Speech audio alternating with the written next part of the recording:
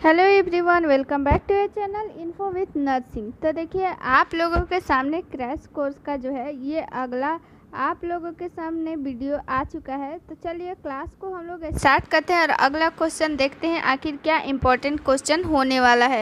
देखिए, first question क्या है कि अतिसार त्वचा शोथ और अवसाद के लक्षण है।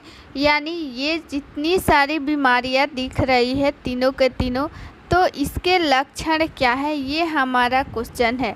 ठीक है, ये क्वेश्चन का आंसर क्या होने वाला है? ऑप्शन नंबर ए फर्स्ट है चर्मग्राह, दूसरा है जिह्वा शोथ, तीसरा है क्वासियोरकर और चौथा है मरासमस। देखिए, आप लोगों के सामने ना सेम टू सेम ऐसा ही ऑप्शन आता है। ठीक है, ऐसे ही ऑप्शन आता है तो आप लोग यहाँ पे आप लोग प्रैक्टिस करके चलिए। ठीक है, चर्मग्राह यानी कि चर्म रोग। ठीक है,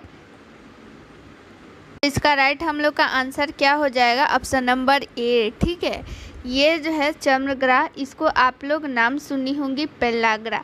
ठीक है, पेल्लाग्रा ये जो है विटामिन B3 के कारण होता है। विटामिन B3 के कमी के कारण पेल्लाग्रा होता है। आप लोग सभी लोग याद की होंगी। ठीक है, क्वेश्चन वैसा ही पढ़िए जो एग्जाम में आ सके। इसी टाइप का क्वेश्चन आता है, ये क्वेश्चन ही समझ में नहीं आएगा, नहीं इसका ऑप्शन समझ में आएगा। ठीक है, तो देखिए, पेल्लाग्रा तो सबको ही को पता रहता है, लेकिन इसका चर्मग्राह जो है नाम नहीं पता रहता है, यही नाम दे देगा। तो ये देखिए, क्वेश्चन इजी ही है लेकिन इसको हार्ड बना दिया। ठीक है, तो ये आप लोग याद रखिएगा।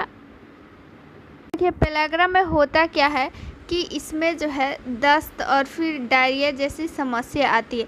तो आप लोगों को अतिसार, देखिए अतिसार को हम लोग क्या बोलते हैं इंग्लिश में? डायरिया। इसमें क्या होता है कि लूज मोशन हो जाता है और वोमिटिंग होता है, यानी पानी की कमी आ जाती है।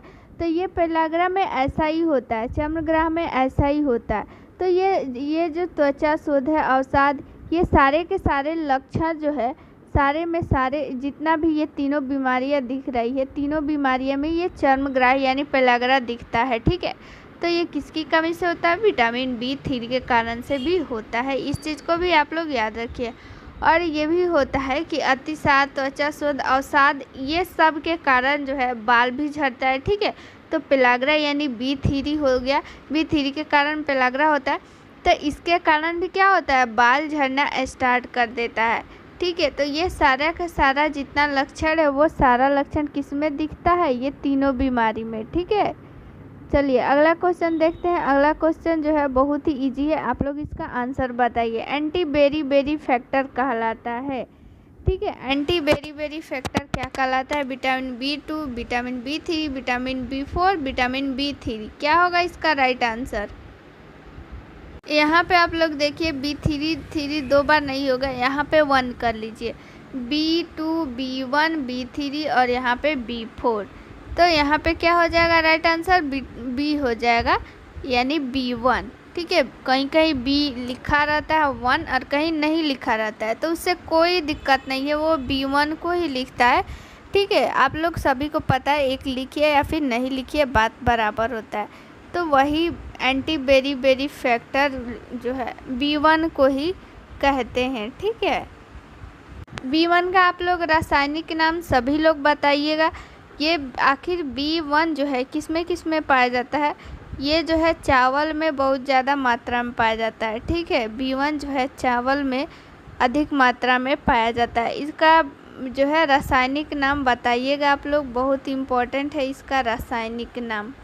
चलिए अगला क्वेश्चन देख लेते हैं। 3 नंबर क्वेश्चन क्या बोल रहा है? असुरक्षित जल से फैलने वाली बीमारियां निम्नलिखित है। यानी कि गंदे जल से, आप लोग बोल सकती हैं कि गंदे जल से कौन सा जो है बीमारी नहीं फैलता है, सिवाय कि, यानी कि ये 4 ऑप्शन दिया हुआ है, 4 में 3 फैल सकता है लेकिन 1 नहीं फैल सकता। तो एक वही नाम बताना है, हैजा, टाइफाइड, पेचिस और चेचक। तो इसका राइट आंसर हो जाएगा चेचक। आप सभी को पता है कि हैजा, टाइफाइड, पेचिस, ये सारा कुछ गंदा जो भी हम लोग पानी या फिर जो भी स्ट्रीट फूड हम लोग खाते हैं, ठीक है, वहाँ पे कितनी गंदगी वहाँ पे उड़ के बैठा रहता है। ठीक है, गंदा जो भी सड़क पे रहता है, मिट्टी, धूल, ये सारा कुछ खाना पे आके बैठ जाता है, फिर वो हम लोग खाते हैं। तो इससे हम लोगों को ये सारी बीमारियां हो जाती है, या फिर बासी खाने से भी होता है, ठीक है।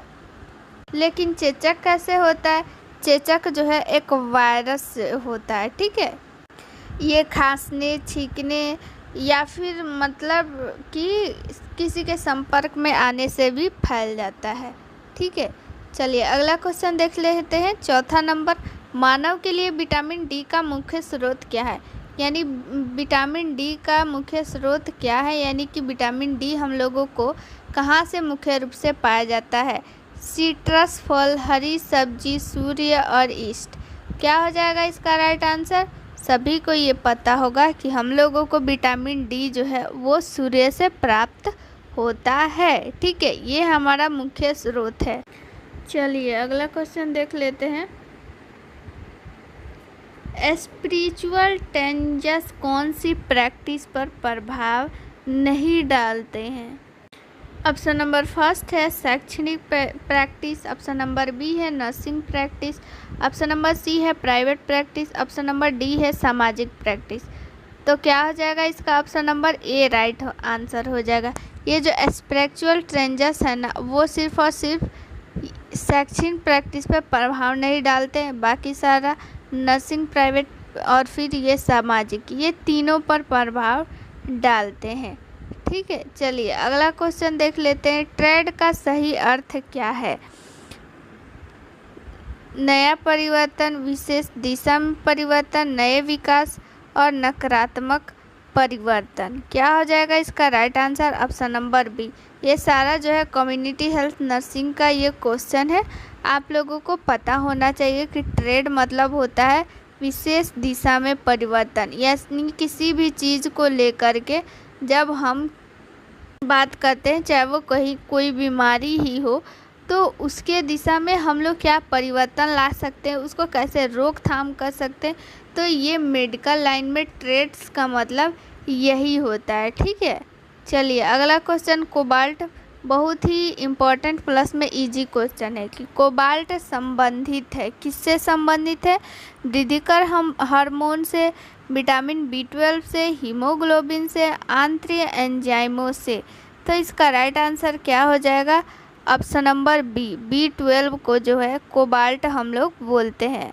ऑप्शन नंबर चलिए डी हमारा यानी बी आंसर हो जाएगा, B12। चलिए क्वेश्चन नंबर 8 देख लेते हैं। तंतु आहार में शामिल है। ऑप्शन नंबर फर्स्ट है ग्लाइकोजन, प्रोटीन, वसा, सेल्यूलोज। तंतु आहार यानी कि फाइबर, ठीक है। फाइबर किस में पाया जाता है ये? तो हमारा ऑप्शन नंबर सी हो जाएगा, सेल्यूलोज, ठीक है।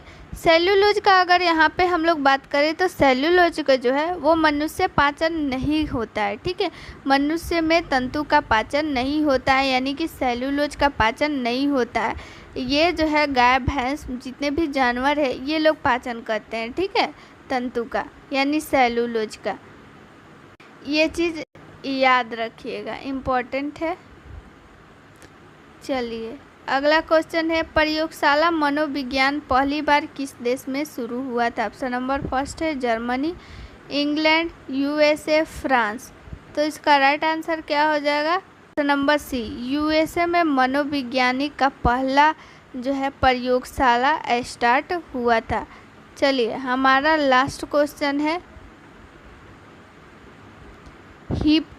हिप्नोटिज्म, ठीक है, सम्मोहन। ये सभी को पता होगा सम्मोहन, हिप्नोटिज्म क्या है, ठीक है। तो वीकनेस को दूर करने के लिए, कि आर्थिक सहायता के लिए, मानसिक बीमारी को ठीक करने के लिए, कि उपरोक्त में से कोई नहीं। तो हमारा राइट आंसर क्या हो जाएगा? ऑप्शन नंबर बी, मानसिक बीमारी को ठीक करने के लिए।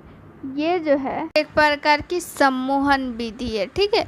हिप्नोटिज्म में क्या होता है कि सम्मोहन विधि द्वारा यानी हिप्नोटिज्म करके किसी भी व्यक्ति से अपने मन चाहा कार्य करवा सकता है। वो आदमी जो भी सम्मोहन की क्रिया जानता हो यानी हिप्नोटिज्म जानता हो, वो जो है अगला आदमी से वो जो चाहे करवा सकता है, ठीक है।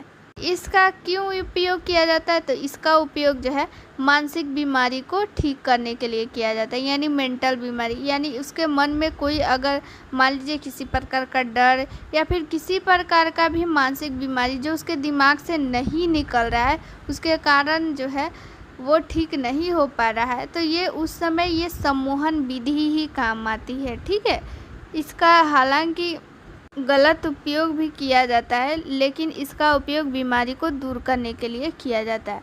तो चलिए मिलते हैं नेक्स्ट वीडियो में। थैंक यू, जय हिंद।